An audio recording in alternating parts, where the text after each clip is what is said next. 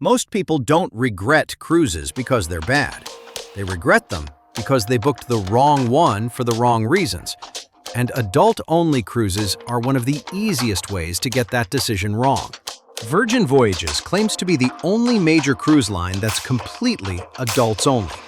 But is this actually true, or is it just clever marketing? Let me break down exactly what makes Virgin different from every other cruise line on the water, and whether their adult-only promise holds up. Welcome. Welcome to Cruise Edition.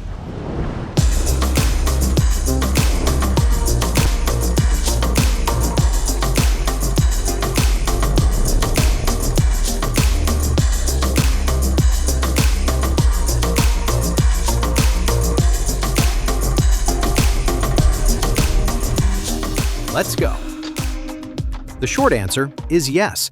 Virgin Voyages is genuinely 100% adults only.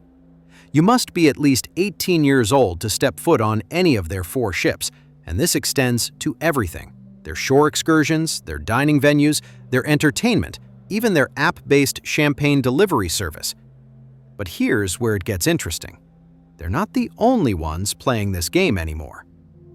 Let's start with how Virgin Voyages even came to exist. Back in 2011, Virgin Group executive Nirmal Savarimuthu and Tom McAlpin, who was then CEO of the World Cruise Line, were sitting around wondering why the cruise industry felt so stagnant. They noticed something fascinating. There was this massive demographic of adults who simply weren't cruising. Richard Branson himself admitted he'd never been interested in going on cruises, asking himself why, and realizing there were a lot of people like him. So they did what Virgin does best. They decided to disrupt an entire industry. Savarimuthu and McAlpin spent the next few years raising $700 million from Bain Capital and other investors, all based on one core premise: create a cruise experience designed exclusively for adults who wanted something completely different from traditional cruising. The company was officially created in 2014, and they immediately partnered with Italian shipbuilder Fincantieri to build 4 custom ships from scratch at a cost of under $2 billion. Each ship would be 110,000 gross tons, accommodating 2,770 passengers. But it took until 2021 for their first ship, Scarlet Lady, to actually start sailing. That's a 7-year development period, which tells you just how much they were reinventing from the ground up.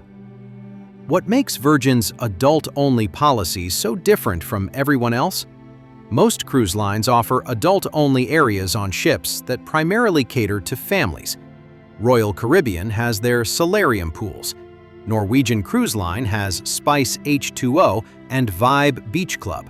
Carnival Cruise Line introduced their Serenity Deck back in 2007. But these are just sections of ships that are otherwise crawling with kids. Viking Cruises took a different approach when they launched their ocean division in 2015. Their ships carry just 930 passengers compared to Virgin's 2,770, and they've maintained an 18-plus policy for over 2 decades on their river cruise fleet. But Virgin took it even further. As current Virgin CEO Nirmal Savarimuthu explains it, Virgin Voyages is 18-plus only, not because they're trying to keep people out, but because they're designing the experience around shared expectations. Everyone on board is legally an adult. Everyone can access every space. This includes their exclusive private destination, the Beach Club at Bimini, which was designed specifically for Virgin passengers. This philosophy shows up in literally every detail. Take their dining approach. They completely eliminated buffets, which are traditionally family-friendly chaos zones. Instead, they have over 20 specialty restaurants with menus curated by Michelin-starred chefs. Their former CEO, Tom McAlpin, was refreshingly blunt about the reasoning. They found that when you put kids in the pool, they scream, and they don't want that. But here's what's really fascinating. Virgin isn't just competing against family cruise lines anymore. The adult-only cruise market has exploded over the past few years. and Virgin suddenly has some serious competition, including their celebrity chief entertainment officer and investor, Jennifer Lopez, who joined the company in March 2022. Viking Cruises CEO Tor Hagen describes their approach as establishing a serious cruise line for serious people. Their average passenger is in their mid-60s, and their ships focus heavily on cultural enrichment, destination lectures, and learning opportunities. Virgin, on the other hand, is designed to appeal to millennials and older travelers who want to party like millennials. Their ships feature the first-ever tattoo studio at sea called Squid Ink, tablet-controlled cabins with neon lighting presets, including Hungover and Get It On, and an app that lets you shake your phone anywhere on the ship to have champagne delivered. The contrast is stark. Viking's 930-passenger ships feel more like floating cultural centers. Virgin's 2,770-passenger ships feel more like floating nightclubs with really good restaurants attached. Then there's the newest player in the adults-only game, and this one's a bombshell. Now is your chance to get your finger or your mouse and click that like button like you have never clicked it before. All right, now let's get back to the video. In January 2026, Oceania Cruises announced they're going completely adults-only. This is huge because Oceania, which is owned by Norwegian Cruise Line Holdings, operates 8 luxury ships and has been around since 2002. They're not a startup trying to disrupt anything. They're an established luxury line that decided the adult-only market was worth abandoning their family-friendly approach. Oceania's chief luxury officer, Jason Montague, explained the decision by saying their guests consistently shared that the tranquil environment aboard their ships was one of the primary reasons they return time and time again. What's interesting is that many passengers already thought Oceania was adults-only because there were so few kids on their cruises anyway. This shift signals something important about where the cruise industry is heading. Even P&O Cruises has specific adults-only ships like Arcadia and Aurora targeting the UK market. As more lines refine who they're sailing for rather than just where they're sailing to, adults-only cruising is moving from niche to mainstream. If you're enjoying this video and getting real value from the cruising information we're sharing, please consider smashing that like button and subscribing. It genuinely helps the channel more than you might realize, and it helps this video reach other people who may need this information but don't even know to look for it yet. All right, back to the video. But let's get into the nitty-gritty of what Virgin actually delivers for their adult-only promise. Their 4 ships, Scarlet Lady, Valiant Lady, Resilient Lady, and Brilliant Lady, were all built specifically for this market by Fincantieri. Each 110,000 gross ton ship features 1,330 cabins and can host 2,770 passengers with 1,160 crew members. The investment was massive. They built their own terminal in Miami, Terminal 5, at a cost of $150 million. They partnered with companies like Climion for clean energy systems and became the first cruise line to ban all single-use plastics fleet-wide. One detail I love is their mermaid figureheads. Each ship features a unique mermaid designed by different artists. Scarlet Lady's was created by Toby Tinsley. Valiant Lady features a black mermaid designed by Hilary Wilson. Resilient Lady has a Latina mermaid by Jody Herrera. It's a small touch, but it shows how much thought went into making each ship feel distinct while maintaining the adult-focused brand identity. The pricing is surprisingly competitive too. Virgin's rates start around $169 per night, which puts them in line with many mainstream cruise lines that aren't nearly as inclusive.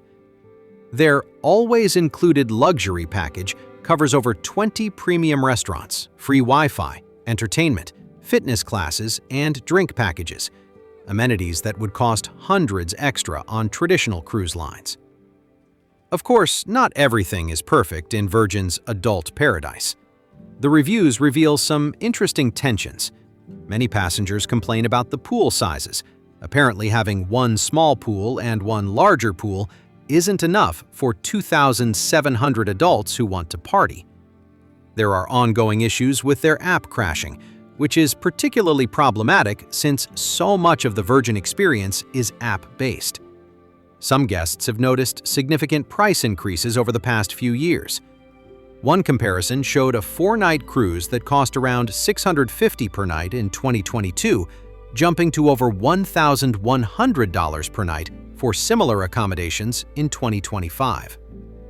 In October 2025, Virgin also restructured their pricing to separate gratuities from the base fare, which some see as a way to make their prices appear more competitive with traditional cruise lines. There are also cultural considerations. Virgin's party-focused, heavily app-dependent experience isn't for everyone, even among adults. One reviewer noted that if you're not having a good time on a Virgin cruise, you're doing it wrong, suggesting you should forget what you know about cruising and enjoy this new interpretation of fun at sea. The success Virgin has achieved is undeniable, though.